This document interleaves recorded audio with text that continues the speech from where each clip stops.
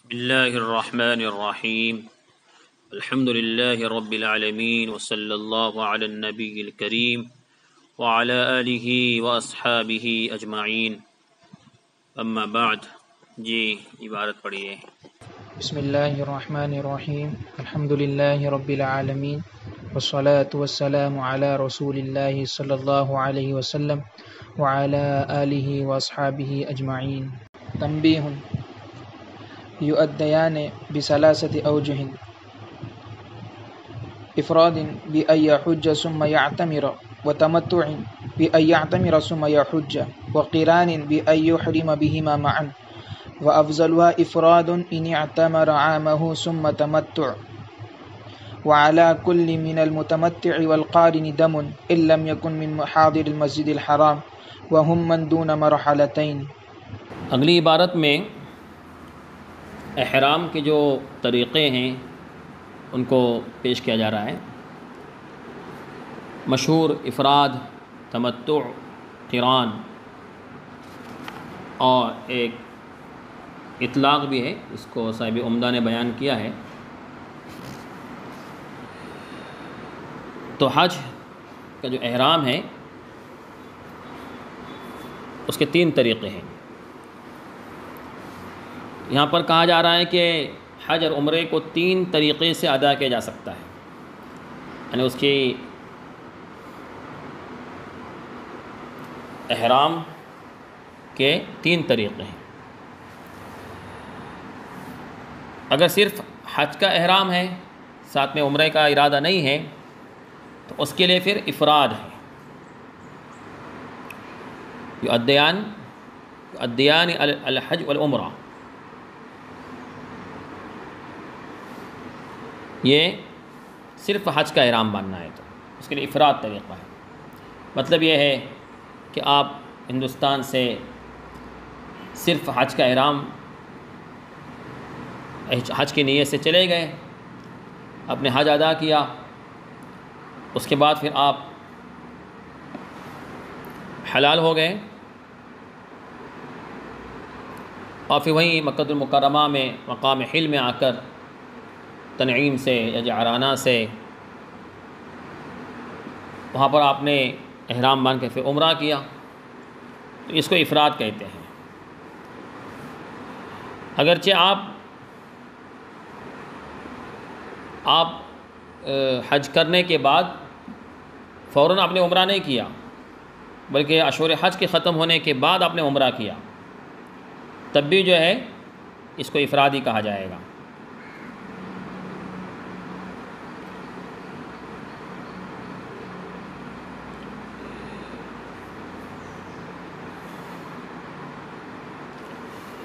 تو اس کی وضاحت خود کر رہے ہیں کہ بأن یحج ثم یعتمر، کہ پہلے حج کریں اور پھر عمرہ کریں۔ دوسرا طریقہ وتمتع، اوجہن کا بدل بھی پڑھ سکتے ہیں اس کو، اور مفتدی محذوب کی خبر بھی مان سکتے ہیں۔ تمتع وتمتع بأن یعتمر ثم یحج، کہ پہلے عمرہ پھر حج۔ مطلب یہ ہے کہ حج کے ایام، حج کے اوقات سے بہت پہلے آپ عمرے کا احرام باندھ کر چلے گئے، وہاں جا کر آپ نے عمرہ کیا اور عمرے کے احرام سے حلال ہو گئے، اور حج کے جب ایام قریب آئے تو 8 ذی الحجہ کو آپ نے حج کا احرام اپنے ہی ہوٹل سے باندھا، میقات گئے بغیر، اور پھر آپ نے وہاں سے حج شروع کیا۔ تو اس طریقے کو تمتع کہتے ہیں۔ تمتع اس لیے کہتے ہیں، اس لیے کہ آپ کو حج کا احرام باندھنے کے لیے میقات جانے کی ضرورت پیش نہیں آئی، اس اعتبار سے آپ کو فائدہ ہوا، اس کو تمتع کہتے ہیں۔ لیکن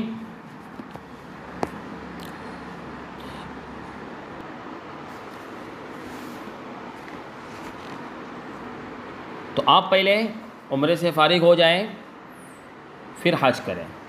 تو تمتع اس اعتبار سے ہے کہ آپ کو حج کا احرام باندھنے کے لیے میقات جانے کی ضرورت پیش نہیں آئی، تو چونکہ ایک وہاں سے واجب چھوٹ رہا ہے. واجب کیا ہے؟ میقات سے احرام باندھنا. تو میقات سے احرام باندھنا جو واجب ہے اس کو آپ ترک کر رہے ہیں، اس لیے متمتع پر دم واجب ہوتا ہے. اس اعتبار سے اس کو تمتع حاصل ہوا. اسی لیے دم کے وجوب کی شرائط میں سے ایک شرط یہ ہے کہ وہ حج کا احرام باندھنے کے لیے اپنے میقات نہ لوٹے.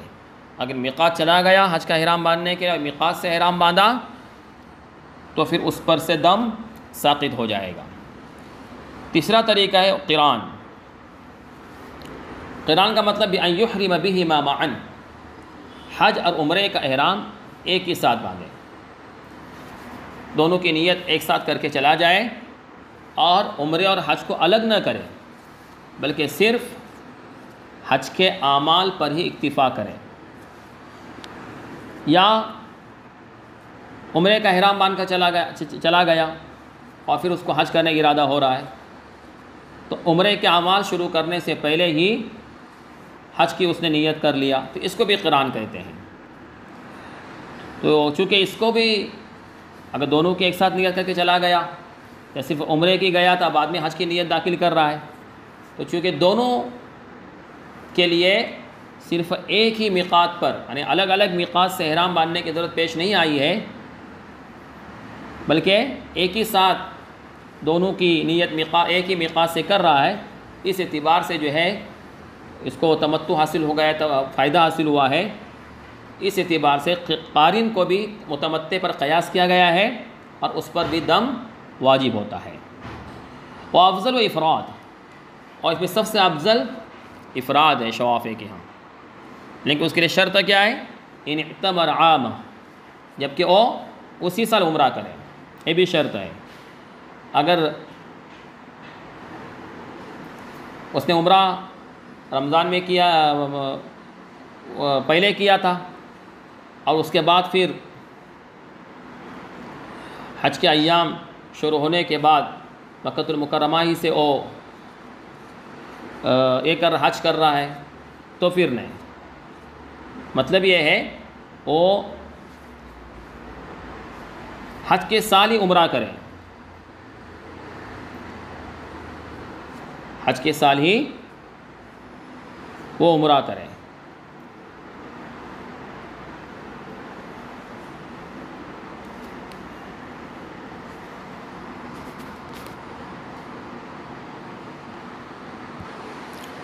چونکہ ذی الحجہ پر حج کا سال ختم ہو رہا ہے، تو افراد اس وقت افضل ہے جبکہ حج کرنے کے بعد ذی الحجہ کا مہینہ ختم ہونے سے پہلے وہ عمرے سے فارغ ہو جائے، یعنی اسی سال اس کا عمرہ ہو گیا، تو اس صورت میں پھر افراد افضل ہے. اور اگر تاخیر کر رہا ہے تو پھر ہر ایک اپنی اپنی جگہ افضل. افراد افضل، چاہے افراد کریں آپ یا تمتع کریں، ہر ایک افضل ہوگا. اور افراد کے بعد 2 نمبر پہ تمتع افضل ہے، قران کے مقابلے میں تمتع افضل ہے. اور پھر اس کے بعد قران. وعلی کل من المتمتع والقارن دم، متمتع اور قارن ان پر دم واجب ہوگا. متمتع پر اس لیے دم واجب ہوگا اس لیے کہ اس نے حج کا احرام مکہ المکرمہ سے باندھا ہے، میقات نہیں چلا گیا. اور قارن پر اس اعتبار سے کہ اس کو ایک ہی میقات سے دو یعنی عمرے اور حج کا اس نے احرام باندھا. یا پھر اگر دوسرا طریقہ مان لیا جائے تو وہ بھی حج کا احرام باندھنے کے لیے اس کو میقات کی طرف نہیں چلا گیا، لیکن عمرے کی نیت سے گیا تھا، اور اسی کے ساتھ اس نے حج کی نیت کیا اور صرف حج کے اعمال پر اکتفا کر لیا. تو چونکہ اصل میں میقات سے اس نے احرام حج کا نہیں باندھا، اس اعتبار سے متمتع پر قیاس کرتے ہوئے قارن پر بھی دم واجب ہے. ان کے لیے ایک شرط تو یہ ہے ان لم یکن من حاضر المسجد الحرام، کہ دم واجب ہونے کے لیے شرط یہ ہے کہ وہ مسجد حرام میں حاضر ہونے والوں میں سے نہ ہو. قرآن کریم میں اللہ رب العزت نے ارشاد فرمایا ہے فمن تمتع بالعمرۃ الی الحج فما استيسر من الهدی فمن لم يجد فصيام 3 ایام فی الحج و7 اذا رجعتم، کہ جو شخص حج تمتع کر رہا ہے، حج کو عمرے کے ساتھ ملا کر اس اعتبار سے تمتع کر رہا ہے، میقات سے احرام حج کا نہیں باندھ رہا ہے، تو اس کے لیے دم ہے. جانور ذبح کرنا ہے. وہ اگر نہیں کر سکتا ہو تو پھر اس کے لیے 10 روزے رکھنے ہیں. 3 روزے ایام حج میں رکھنے ہیں اور 7 روزے اپنے گھر لوٹنے کے بعد رکھنے ہیں. تو قارن اور متمتع پر دم واجب ہے، لیکن اس کے لیے شرط کیا ہے کہ وہ مسجد حرام میں حاضر ہونے والوں میں سے نہ. اس کا قرآن نے تذکرہ کیا، وَسَبْعَةٍ إِذَا رَجَعْتُمْ، آگے تِلْكَ إِلَى أَهْلِ تِلْكَ عَشْرٌ كَامِلَةٌ إِذَا لَمْ يَكُنْ مِنْ حَاضِرِ الْمَسْجِدِ الْحَرَامِ ذَلِكَ لِمَنْ لَمْ يَكُنْ أَهْلُهُ مِنْ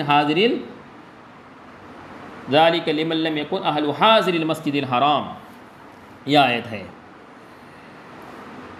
تو پھر اس آیت کی بنیاد پر وہ مسجد حرام میں حاضر ہونے والوں میں سے نہ ہو تو پھر ان پر دم واجب ہے. اس لیے کہ مسجد حرام میں حاضر ہونے والوں سے کون مراد ہے؟ وَهُمْ مِن دُونِ مَرْحَلَتَيْن، جو مسافت قصر کے اندر رہنے والے ہو. تو وہ چونکہ مکہ کے رہنے والے ہیں، وہیں کے رہنے والے ہیں، اس لیے ان کا میقات تو وہی ہے. اس لیے ان حضرات کے اعتبار سے میقات سے احرام کو نہ باندھنا یعنی جو واجب ہے. تو حاضر مسجد الحرام جو مکہ المکرمہ سے مکہ کے اندر ہے یا مسافت قصر کے اندر رہتے ہیں، ان کے اعتبار سے کوئی واجب چھوٹ نہیں رہا ہے. ترک میقات یعنی میقات سے احرام باندھنا یہ لازم نہیں آ رہا ہے، اس لیے ان پر دم واجب نہیں ہوگا. ان کے علاوہ جو لوگ ہیں وہ چونکہ اگر حج تمتع کر رہے ہیں، حج قران کر رہے ہیں، تو ان حضرات کے اعتبار سے ایک واجب چھوٹ رہا ہے میقات سے احرام باندھنے کا. تو اس واجب کے چھوٹنے کی وجہ سے ان پر دم واجب ہو رہا ہے. اور جو مکہ المکرمہ کے اندر ہیں یا مرحلتین کے اندر رہ رہے ہیں کم فاصلے پر، ان سے کوئی واجب چھوٹ نہیں رہا ہے، اس لیے ان پر دم واجب نہیں ہوگا. ایک تو شرط یہ ہے. نیز اگر عام آدمی ہیں یعنی حاضر مسجد حرام کے علاوہ ہیں، ان پر بھی دم اس وقت واجب ہوگا جب کہ وہ حج کا احرام باندھنے کے لیے میقات کی طرف نہ لوٹے. اگر لوٹ گئے اور میقات سے احرام باندھا تو ان کا بھی واجب نہیں چھوٹا، اس لیے بھی ان پر دم واجب نہیں ہوگا. تو اس دم کے اندر 2 چیزیں ہیں، جانور ذبح کرنا ہے، اور اگر تنہا آدمی ہیں تو بکرا، اور دوسرے نمبر پر اس سے اگر عاجز ہے تو پھر 10 روزے رکھنے ہیں. چاہے عجز جو ہے جانور کے نہ ہونے کی وجہ سے ہو، یا جانور کی قیمت کے موجود نہ ہونے کی وجہ سے ہو، یا جانور موجود نہ ہونے کی وجہ سے ہو، یا جانور جو ہے کافی مہنگے ہونے کی وجہ سے ہو. ہر صورت میں جو ہے جہاں عجز متصور ہے اس صورت میں اس کے لیے 10 روزے رکھنے کی گنجائش ہے. اور 10 روزے رکھنے کی ترتیب یہ ہے کہ 3 روزے آپ ایام حج میں رکھیں اور وقوف عرفہ سے پہلے روزے رکھنا شروع کر دیں 6، 7، 8 یا 7، 8، 9 تک. اور اگر اس دوران نہیں رکھے گئے تو گھر آنے کے بعد پورے 10 روزے رکھنا ہے. پہلے 3 رکھنے ہیں اور 3 روزے رکھنے کے بعد 7 روزے رکھنے کے درمیان اتنا فاصلہ ہونا چاہیے جتنا فاصلہ اگر آپ 3 روزے وہاں رکھتے اور پھر درمیان کے جو عید کا دن ہے، ایام تشریق ہے، اس کے بعد مدت السیر یعنی آنے جانے کے جو سفر کے ایام ہیں، اتنے ایام کے بقدر درمیان میں فاصلہ ہو، اور اس کے بعد پھر اخیر میں چل کر اتنا فاصلہ گزرنے کے بعد 7 روزے رکھنے ہیں. یہ ترتیب ہے. اگر جانور موجود نہ ہو تو 10 روزے رکھنے کی یہ ترتیب ہے. وآخر دعوانا الحمدللہ رب العالمین.